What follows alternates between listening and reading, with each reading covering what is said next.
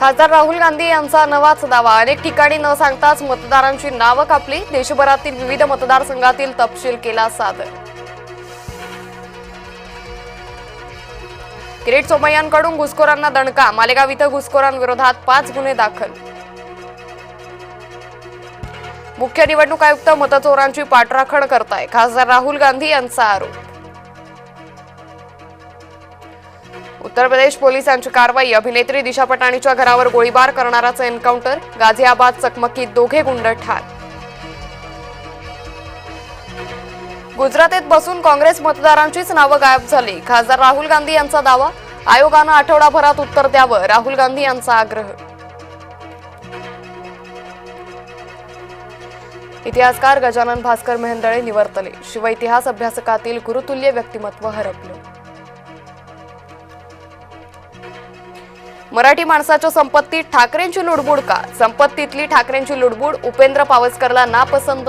मीनाताई पुतळ्यावर उपेंद्र पावसकरनं काढला राग। पोलीस सूत्रांची जय महाराष्ट्राला माहिती। विनाकारण प्रत्येक गोष्टीचं राजकारण नको, फडणवीस यांनी ठाकरेंना सुनावलं। पुतळा विटंबनेनंतरचा उद्धव ठाकरे यांचा दावा निघाला पोकळ।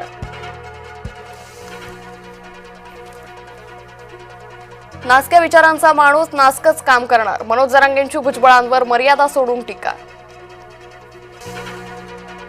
कारण नसताना 2 समाजात वेगळं वातावरण। 2 समित्या करायची आवश्यकता होती का? आरक्षणाच्या मुद्द्यावर शरद पवारांचे सवाल।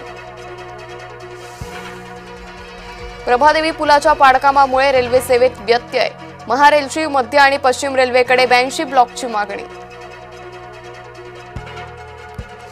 कर्नाटकात विजयपुरा इथं स्टेट बँकेवर मोठा दरोडा। 3 दरोडेखोरांनी केली 21 कोटींची लूट। 1 कोटीची रोकड, 20 किलो सोनं लुटलं।